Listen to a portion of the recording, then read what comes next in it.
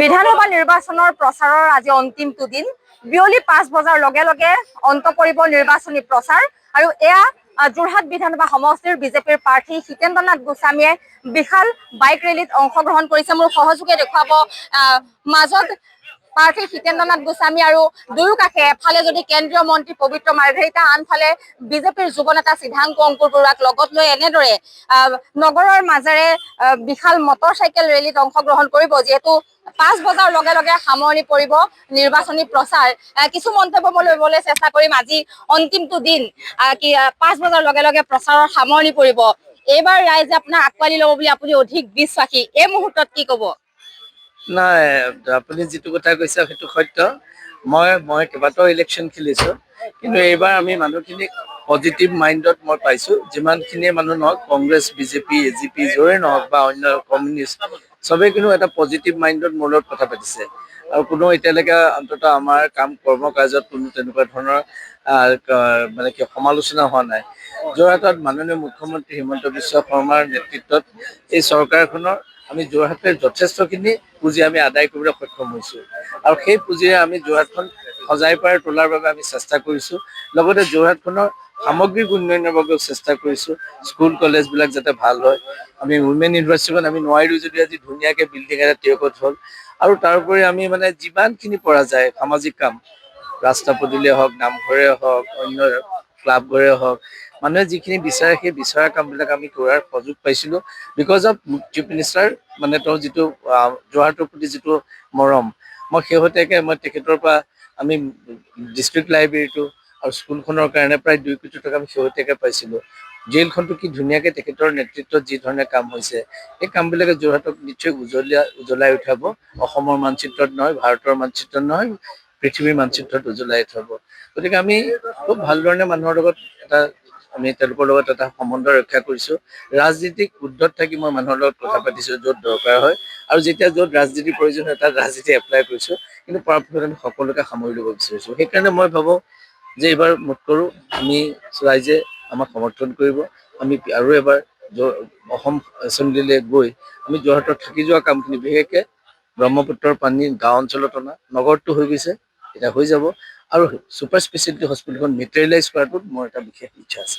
কেন্দ্ৰীয় মন্ত্ৰীগৰাকী আছে, কিছু কথা পাতিম। শেহতীয়াকৈ যোৰহাট লোকসভা সমষ্টিৰ প্ৰতিটো বিধানসভা সমষ্টিত আপুনি বহু কাম কৰিলে বা বহু উন্নয়ন দেখিলে। এইবাৰ যোৰহাটৰ আপোনালোকৰ প্ৰাৰ্থীগৰাকীক জয়ী কৰাব বুলি কেনেদৰে ভাবে? সন্মানীয় হিতেন্দ্ৰ গোস্বামীৰ সন্মুখতে আছে। গৌৰৱেৰে কওঁ, সাম্প্ৰতিক ৰাজনীতিৰ অতি নিকা ভাৱমূৰ্তি সম্পন্ন, কম কথা কৈ কাম বেছি কৰা এগৰাকী ব্যক্তি। আজিৰ তাৰিখত আন্তঃগাঁথনিৰ ক্ষেত্ৰতে হওক, বৌদ্ধিক সাংস্কৃতিক শৈক্ষিক ক্ষেত্ৰতে হওক, আমাৰ যোৰহাট কিদৰে আগবাঢ়ি গৈছে সকলোৱে দেখিছে। কিছু কাম এতিয়াও পৰিকল্পনাত আছে আৰু কিছু কাম আধৰুৱা হৈছে। এইখিনি কাম কৰিবই লাগিব। আৰু যোৰহাটবাসী ৰাইজ আজি শত সহস্ৰ বছৰ ধৰি ৰাজনৈতিক, সামাজিক, বৌদ্ধিকভাৱে অতি সচেতন, আৰু তাক নতুন মাত্ৰা পাইছিল 1797 যেতিয়া স্বৰ্গদেউ গৰিনাথ সিংহ আৰু পূৰ্ণানন্দ বৰুৱাগোহাঁয়ে যেতিয়া আমাক ইয়াত ৰাজধানী পাতিছিল। তাৰ পিছৰ পৰা যোৰহাটখন ৰাজনৈতিকভাৱেও কেন্দ্ৰবিন্দু হৈ পৰিল, যিদৰে সাংস্কৃতিক বৌদ্ধিকভাৱে আছিলে। ইয়াৰ ৰাইজ ৰাজনৈতিকভাৱে সচেতন। মই এটা কথাই এইকেইদিন ইয়াত মানুহৰ লগত কথা পাতি গম পাইছোঁ যে যোৰহাটবাসী ৰাইজে কৈছে যে আমি বিকশিত অসম, বিকশিত যোৰহাটৰ সৈতে আছোঁ। কাৰণ আমাক ইয়াত লাগে মোদী ডাঙৰীয়া আৰু হিমন্ত বিশ্ব শৰ্মাদেৱৰ প্ৰতিনিধি কাম হ'ব লাগিব, আৰু তেওঁ হ'ল আমাৰ সন্মানীয় হিতেন গোস্বামীদেৱ। আৰু এটা কথা এইকেইদিন কৈ আছে যে আমাক হিতেন গোস্বামীৰ দৰে ইয়াত থকা, যোৰহাটত থকা এগৰাকী স্থায়ী মানুহ লাগে, পাৰ্ট টাইম পলিটিচিয়ান নালাগে। বিধায়কগৰাকী, সাংসদগৰাকী কেতিয়াবা ধৰি লওক কমকৈ আহিলেও কেতিয়াবা চলি যায় বুলি কোনোবাই ক'ব পাৰে, কিন্তু বিধায়কগৰাকী সুখ দুখৰ সময়ত প্ৰতিটো কামত থিয় হ'ব লাগিব। গতিকে যোৰহাটবাসী এই কথাষাৰ মানে মই বৰ আজি সংবাদ মাধ্যমৰ আপোনালোকৰ সৈতে বিয়লি 4:30 বজাত কথা পাতিম, এই লাইনটো মোৰ বৰ ভাল লাগিছে যে যোৰহাটবাসী ৰাইজে কেতিয়াও পাৰ্ট টাইম বিধায়ক নিবিচাৰে, ফুল টাইম বিধায়ক বিচাৰে যি মানুহৰ সৈতে থিয় হৈ কাম কৰে।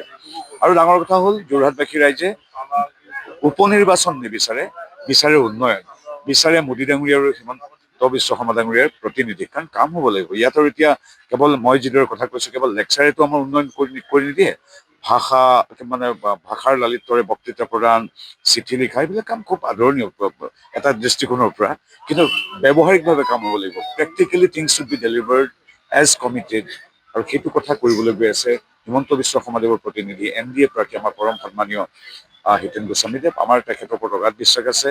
উঠি অহা প্ৰজন্মৰ পৰা জ্যেষ্ঠজনলৈকে সকলোৱে আশীৰ্বাদ দিছে, আৰু যোৰহাটবাসী ৰাইজৰ পুনঃ আশীৰ্বাদ বিচাৰি এয়া আমি আজি যাত্ৰা কৰিবলৈ লৈছোঁ। আমি এছেগতে পুনৰবাৰ সন্মানীয় যোৰহাটবাসী ৰাইজৰ আশীৰ্বাদ বিচাৰিছোঁ হিতেন্দ্ৰ নাথ গোস্বামীৰ বাবে, হিমন্ত বিশ্ব শৰ্মাৰ বাবে, আৰু এখন বিকশিত সুৰক্ষিত অসমৰ বাবে। কেৱল যোৰহাট বুলি নহয়, সকলোৱে জানে যে প্ৰায় 100খন আসন লৈ বিজেপি নেতৃত্বাধীন চৰকাৰ হ'বলৈ গৈ আছে। গতিকে সেই চৰকাৰখনৰ বাবেও আমি যোৰহাটৰ আশীৰ্বাদ লাগে, আৰু চৰকাৰখন তেতিয়াহে পূৰ্ণাংগ হ'ব যেতিয়া এই চৰকাৰত যোৰহাটৰ প্ৰতিনিধিগৰাকী থাকিব। গতিকে বিজয়, চৰকাৰ গঠন, এইবিলাক ৰাইজৰ আশীৰ্বাদত হ'বই অৱধাৰিতভাৱে, কিন্তু সেই বিজয়, সেই জন আশীৰ্বাদ সম্পূৰ্ণ হ'ব যেতিয়া আমি যোৰহাটৰ বাসী ৰাইজৰো আশীৰ্বাদ পাম। জেনজিৰ প্ৰসংগ নিৰ্বাচনত ওলাই এইবাৰ জেনজিয়ে যোৰহাটত প্ৰভাৱ পেলাবনে? যথেষ্ট প্ৰভাৱ পেলাব, কাৰণ আমাৰ সন্মানীয় যি ভাৰতীয় জনতাৰ মিত্ৰ যিটো প্ৰাৰ্থী আছে, তেওঁ সদায় প্ৰমূল্যবোধৰ ৰাজনীতি কৰে। তেওঁ কৈছিল ৰাজনীতি ঊৰ্ধত থাকি যোৰহাটৰ ৰাইজৰ লগত সম্পৰ্ক হৈছে। সেইকাৰণে আজি দেখিছে যে যোৰহাটৰ যুৱ শক্তি আজি ওলাই আহিছে, স্বতঃস্ফূৰ্তভাৱে ওলাই আহিছে, কাৰণ জেনজি এইবাৰ উন্নয়নৰ পক্ষত আছে, বিকাশৰ পক্ষত আছে, জাতীয় অস্তিত্ব ৰক্ষাৰ পক্ষত আছে। গতিকে হিতেন্দ্ৰ নাথ গোস্বামীক যে যোৰহাটৰ বা যুৱ শক্তিয়ে যে ভোট প্ৰদান কৰিব, আজি যুৱ শক্তিয়ে ইতিমধ্যে প্ৰমাণ কৰি দিছে। হয়, জেনজিৰ প্ৰভাৱ যোৰহাটৰ ৰাজনীতিটো পৰিব। এয়া আজি বিধানসভা নিৰ্বাচনৰ প্ৰচাৰৰ অন্তিমটো দিন, আৰু অন্তিমটো দিনত এনেদৰে বিধায়কগৰাকীক মাজত লৈ এফালে যদি কেন্দ্ৰীয় মন্ত্ৰী পবিত্ৰ মাৰ্ঘেৰিটা, আনফালে যুৱ নেতা সিদ্ধান্ত অংকুৰ বৰুৱাই এনেদৰে বিশাল ৰেলীত অংশগ্ৰহণ কৰিছে। এই ৰেলীত নগৰৰ মাজেৰে উলিওৱা হৈছে, আৰু এইবাৰ যোৰহাট বিধানসভা সমষ্টিৰ ৰাইজ উন্নয়নৰ পক্ষত আছে বুলি কৈছে। শেহতীয়াকৈ যোৰহাটত বহু উন্নয়ন হৈছে, আৰু যিকেইটা সমস্যা থাকি গ'ল সেয়া লাগিলে বিশুদ্ধ খোৱাপানীৰ সমস্যা, স্বাস্থ্য খণ্ডৰ কিছু উন্নয়ন কৰিবলগীয়া আছে। আৰু এইবাৰ যদি বিধায়ক হিতেন্দ্ৰ নাথ গোস্বামী বিধানসভালৈ যায়, এইবাৰ যোৰহাটৰ এই দুয়োটা সমস্যাও সমাধান কৰাৰ আশ্বাস প্ৰদান কৰিছে, আৰু এনেদৰে নগৰৰ মাজেৰে উলিওৱা হৈছে ৰেলী।